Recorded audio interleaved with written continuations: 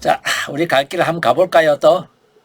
지금은 이론을 가지고 막 구체적으로 예화나 또 구체적인 어떤 설명들을 깊이는 못 들어가고 이렇게 큰 아웃라인을 이렇게 이제 훑어가는 식으로 되다 보니까 어떤 때는 막 건너뛰고 이렇게 되는 것도 있을 거라는 생각이 들어요. 여러분들이 나중에 설문지를 작성하실 때 설문지에 혹시 궁금하시거나 여기에 대해서 조금 이런 보충들이나 이런 것이 있으면은 좀 해줬으면 좋겠다 하는 것들도 설문지에 좀 이렇게 남겨주시고, 설문지를 많이 해주실수록 저희들의 이 강좌의 흐름들을 파악하기가 훨씬 더 쉬워요.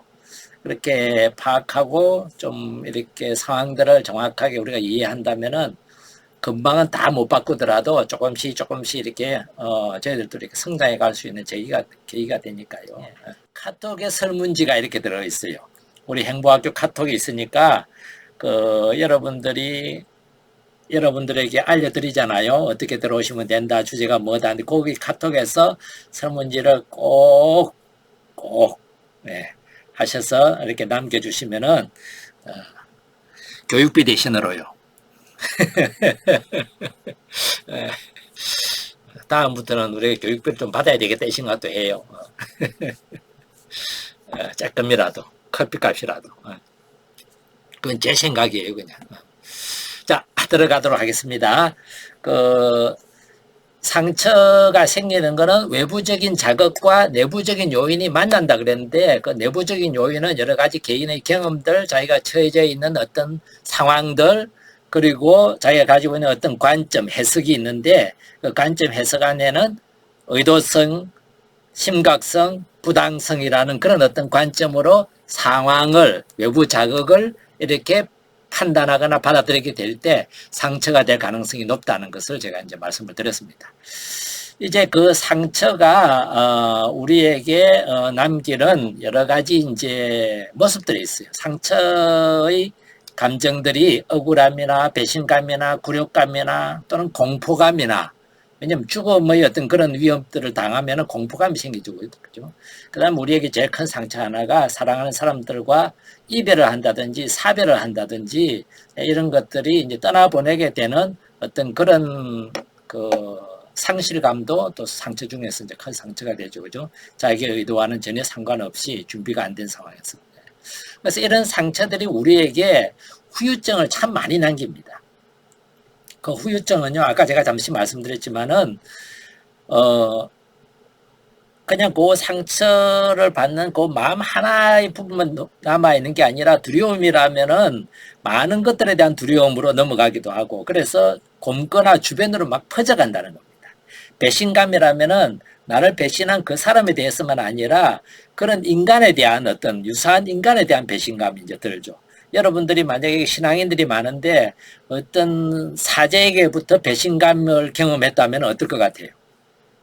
길에서 사제를 만나면은 한마디로 배신자로 보여. 내가 모르는 그런 사람들도 쉽게 그렇게 연결이 될 수 있는 그런 취약성을 갖게 만든다는 거예요. 그래서 다양한 어떤 그런 주변으로 퍼져가기도 하고, 그래서 내 삶에 여러 면에서 후유증을 남기게 돼요. 이제 인간에 대해서 믿지 못하게 된다든지, 아까 말씀드린 것처럼 내 자신이 스스로를 탓하거나 그런 일을 자꾸 겪는 내 자신에 대해서 나를 부정적으로 평가하거나 스스로에 대해 존중하지 않게 되는, 위축되고 쪼그라들게 되는 그런 어떤 모습으로 가게 돼요. 제가 이 행복에 대한 연구들을 하면서 가만히 보니까 행복을 가로막는, 갉아먹는 그것이 뭘까, 이런 거를 가만히 이렇게 찾아보다 보니까요, 요즘 점점 생각이 모아지는 것이 두 가지로 모아지는데, 하나는 사람의 행복을 갉아먹는 거 하나가 외로움이라는 생각이 들어요. 그 다음에 또 하나가 상처라는 생각이 들어요. 우리 안에 외로움과 상처, 외로움은 혼자이기 때문에 오는 고통이고 상처는 함께 있기 때문에 오는 고통이에요. 웃자란 말이에요, 그죠? 혼자 살아라는 말인지 함께 살아란 말인지. 그래서 행복한 사람은 이 두 가지 상처를, 외로움과 상처라는 이 고통을 지혜롭게 헤쳐나갈 수 있는 그 힘을 가지는 사람들이에요. 그게 좀 더 행복을 갖고 오는 사람들이고 행복을 누릴 줄 아는 사람들인 것 같아요. 그런데 이 둘 다에 대처할 수 있는 내공이 약하면은 행복하기가 참 쉽지 않겠구나 하는 그런 생각들이 요즘 많이 들어요. 이 상처가 이렇게 많은 어떤 부작용들을 낳는데 부작용만 낳느냐? 그렇지 않다는 거예요. 진주도 만든다는 겁니다. 지난 시간에 진주조개가 어떻게 진주가 만들어지는지를 제가 말씀을 드렸습니다. 어릴 때 어린 나이에 아버지를 잃은 아들이라면은 그게 크게 상처가 될 수 있을 거예요. 아버지 없는 자식이라는 주변의 시선이라든지 주변의 어떤 그런 말들, 예전에는 그런 게 참 심했죠, 그죠? 근데 아이가 이것 때문에 위축되고 그것 때문에 사람들에 대해서 오히려 이렇게 피하게 되고 그것이 알려질까봐 어쩌면 감춰야 되는 하나의 비밀이 되기도 하고, 그러다 보면은 뭘까요? 사람들에게 쉽게 만나기도 조심스럽고, 그러다 보면 인간관계도 약간 자기가 자꾸 거리를 두게 되고, 모든 삶에서 한 발 물러서는 삶을 이렇게 살아가는 것이 후유증이라면은 오히려 아버지가 일찍 세상을 떠났기 때문에 자기 혼자 독립해서 스스로의 삶을 개척해 나가야 되겠다. 그렇게 어떤 자립심, 자기 자신에 대해서 자기가 책임지는 스스로에 대해서 어떤 독립심이라 이런 것들은 열매들이 될 거예요. 아버지에게 의지하는 그 마음을 일찍부터 이제 내려놓게 되는 거죠. 어쩌면은 그런 상처들이, 이런 상처는 독립심이나 자립심을 키워주는 상처가 되지만 상처에 따라서 내 안에서 진주로 자리 잡게 되는, 내 안에서 어떤 긍정적인 힘을, 긍정적인 어떤 내 안의 능력을 가꾸어 주게 만드는 어떤 그런 것도 분명히 숨어 있다는 겁니다. 많은 경우에 우리가 상처, 이거 아픔에만 초점을 맞추다 보니까 이 상처로 인해서 내 안에서 가꾸어지게 되는 긍정적인 측면이 있음을 우리는 대부분은 생각하지 못하고 있어요. 언젠가 한번 말씀을 드린 것 같기도 한데, 우리가 정말 공포스러운 엄청난 상처를 겪으면은 그 상처 후에 그 후유증들을 가지고 이제 뭐라 그럽니까? 외상후 장애라는 말을 쓰잖아요. 그 외상후 장애라는 말과 똑같이 요즘 새롭게 등장한 용어 하나가 외상후 성장이라는 말이 있어요. 그게 뭐냐면 상처가 이 사람을 위축시키고 쪼그라들게만 만드는 게 아니라 오히려 더 성장하고 더 키우고, 상처가 없었으면 생기지 않았을 그런 내적인 어떤 그런 역량들, 그런 자질들, 그런 어떤 가능성들을 꽃피워내는데도 상처가 역할을 한다는 것을 이렇게 이제 알아차리게 됐다는 거예요. 언제가 말씀을 드렸는지 모르겠는데요. 그냥 가정에서 곱게 자란 아이들과 어떤 시설에서 자란 아이들을 제가 어느 날 이렇게 본 적이 있는데요. 생존 능력은 문제를 해결하고 자기 자신이 살아나고자 하는 그 에너지나 그 머리 있잖아요. 그 판단이나 이런 거는요, 그 시설에 자라는 아이들이 훨씬 뛰어나요. 왜 그럴지 감이 잡히죠. 제가 그걸 보면서 이 세상에 완전히 100% 선한 거, 100% 악한 건 없구나. 100% 좋은 거, 100% 나쁜 거는 없구나 하는 것을 또다시 경험하게 돼요. 상처 자체는 정말 우리가 피하고 싶고 아픈 그런 고통이지만은 이 고통이 우리에게 맺는 열매들도 찾으면은 의외의 것들이 있다는 거죠. 이런 거를 볼 줄 아는 눈, 이런 거를 찾아낼 줄 아는 눈을 갖는 사람은 결국은 뭐냐면 상처를 통해서 자기 자신이 좀 더 성장할 수 있는 거리를, 그 자원을 자기가 이제 발견할 수 있는 거죠.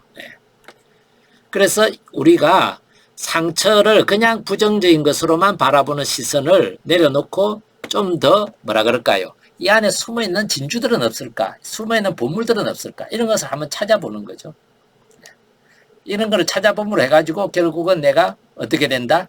좀 더 성장할 수 있는 계기가 마련되고 지금까지 바라보던 그 상처 자체를 상처로만 바라보지 않을 수도 있다는 거죠. 상처를 받은 사람들은요, 상처받은 사람들을 이해하는 눈이 있어요.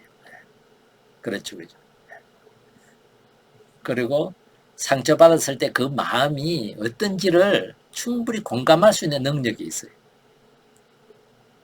상처받은 사람들이 살아가면서 어떤 아픔들을 덩달아 겪고 있는지도 알아차릴 수 있는 그런 이해력이나 그런 관점들이 생겨요.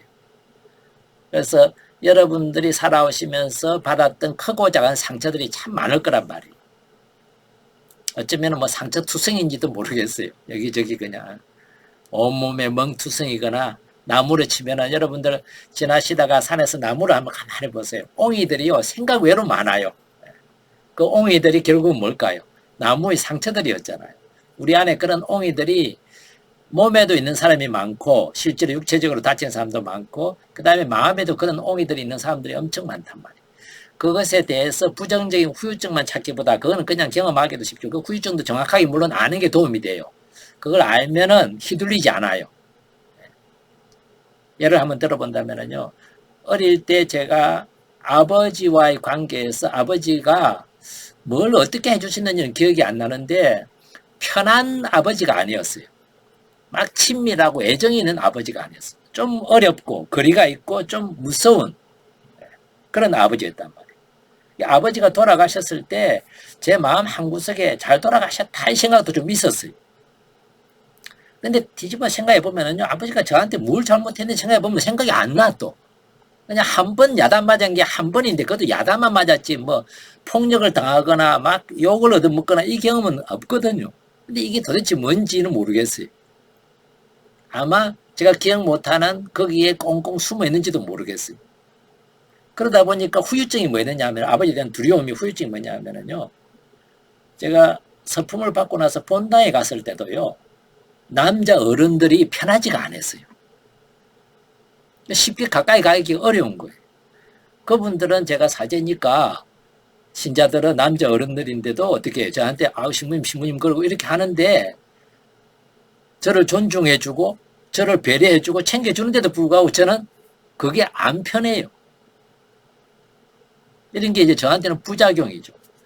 근데 조금 갈수록 제가 이게 아버지한테서 온 두려움이 이 사람들한테, 왜냐면 아버지와 비슷한 어른들이라는 개념이 있으니까 상처받았을 때의 그 마음으로 바라보게 돼요. 내가 어릴 때 상처를 받았으면은 어린 아이의 마음으로 그걸 바라보게 되거든요. 상처받았을 때의 눈으로 바라보니까 어른들로 보이잖아요. 그런데 그것이 갖는 열매들은 또 뭐였느냐 하면요. 그러니까 그분들에 대해서 제가 조심스럽게 대하고 예의를 갖추게 돼요. 존중하게 돼요. 배려하게 되더라고요. 함부로 대하지를 않아요. 어른들에 대한 그 상처들이 지금도 제가 생각해서 어른이라 그러면은요, 함부로 잘 대하지지가 않아요. 그거는 뭐냐 하면 또 다른 저한테 열매가 되는 거예요. 그분들에게 그냥 존중해드리고 어른들이라 그러면 훨씬 더 뭐라 그럴까요? 예의를 더 갖추게 되는 그게 더 저한테는 오히려 열매가 된 거죠. 후유증도 있지만 열매가 있는데 그 후유증은 제가 알아차리니까 어때요? 그냥 다가가니까 지금은 막 편하고 친하고 막 이렇게까지는 안 된다 하더라도 두렵거나 피해야 될 대상은 아니란 말이에요. 근데 제가 이제 나이가 들어가니까요. 점점 이제 편하게 돼요. 남자 어른들도. 그리고 자꾸 그렇게 하다 보니까요. 어떤 경험이 생기냐면 이 양반들도 두려움이 있구나. 사제들에 대한 두려움 또는 그게 두려움이라보다 어려움이죠. 그죠? 어려움. 그리고 살아오면서 아버지들과의 겪었던 것을 나한테서 또 똑같이 느끼고 있구나 하는 걸 제가 보면서 오히려 제가 편하게 대하면은 이분들도 편하게 저를 대할 수 있고 그렇게 되는 것이 이제 제가 조절을 할 수 있는 단계로 이제 넘어올 수 있었단 말이에요. 그거는 뭐냐 하면은 상처의 후유증을 알고 있으면은요, 끌려갈 거냐 말 거냐는 자기가 선택할 수 있는 여지가 자기한테 주어져요. 그런데 후유증이 뭔지를 모르면은 내가 왜 이러지 이러면서 그 후유증이 끌려다니게 돼요. 그리고 열매를 찾아내면은요, 그때 그 상처가 그냥 상처로서 부정적인 것으로서 잊고 싶은 것으로서 묻어두지를 않게 돼. 그냥 그것을 가지고 좋은 점이 있었다 하는 것을 보게 되기 때문에 조금은 더 편안하게 바라볼 수 있는 눈이 생기는 거죠. 그게 치료에 있어서 중요한 또 하나의 요소가 될 겁니다. 그 다음 단계로 한번 넘어가 봅시다. 그래서 여러분들의 그 상처들도요, 여러분들이 후유증이 뭔지, 열매가 뭔지를 이렇게 한번 찾아볼 수 있으면 좋겠습니다. 네.